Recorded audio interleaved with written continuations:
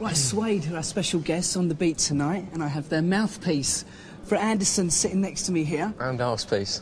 Let's talk about the last sort of like 12 months, if we can. I mean, it's been sort of like pretty crazy for you. Yeah. From nowhere, it seems, to a lot of people. You've kind of sort of appeared on the front covers of all the major music papers. You know, Best New Band, the Brits performance a few weeks back as well. Can you describe what the last 12 months have been like for you? It must have been crazy.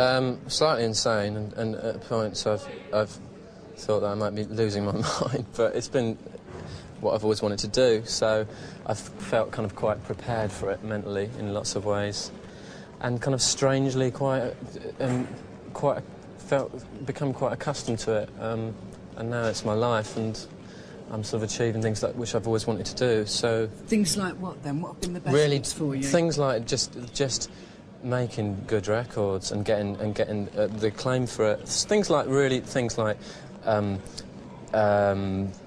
polls and things like that, when you suddenly realise that it's beyond record sales. It's actually people consider your records as being special rather than just another record they're going to buy or something like that. You know, the polls at the end of the year were quite a turning point for us in lots of ways, because all of a sudden I think that suddenly a load of people realised that it was okay to like us in a way, whereas a lot of people before I felt maybe thought that we were some sort of, you know, media invention or something, and then I think after a while they realised we're not.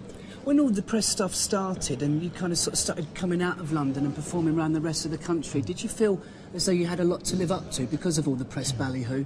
Yeah, it was a bit insane really, because every single gig when we first had that Melody Maker cover and stuff was just rows and rows of people with their arms folded and, you know, notebooks and, you know, stern faces. But by the end of the gigs, it made it more exciting, because by the end of the gig there was so much tension there that we wanted to kind of like convert them, and by the end of the gig they were kind of like lapping it up. I mean, the band don't seem to sort of like fit into any particular scene. I mean, where do you think Suede fit as far as rock's rich tapestry is concerned? Hopefully nothing as vulgar a resting place as anything like style. I don't think there's anything that stylistically that any particular area can be definitely pinned down, even though a lot of our critics might point us towards certain areas of time. I think the key is just to actually be to write timeless songs, which is what we've always wanted to do. A certain amount of timelessness, and to actually maybe occupy a point on a line which is actually just which has just been occupied by just great bands in the past, really. Some of pop's best moments, talking of the past, have come from, you know, stars with kind of ambiguous sexual roles. You know, Morrissey, I mean, Bowie. Why do you think that is?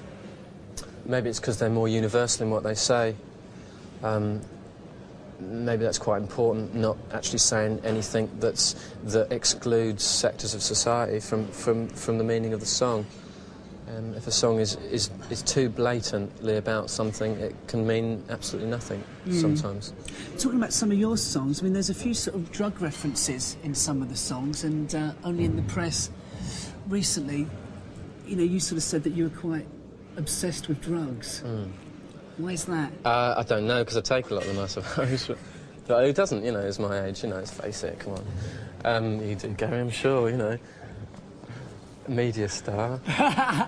I'm interviewing you, you're not interviewing me. Yeah, I don't know, it's just like, sort of the teenage dream and all that, really, just like escapism, I think, really. It's always been an important part of being young. I mean, you know, it's something that you can do that's cheap and takes you to another place, you know. It's an important thing, you know. Yeah. And for lots of people, it's the only thing they have in their lives.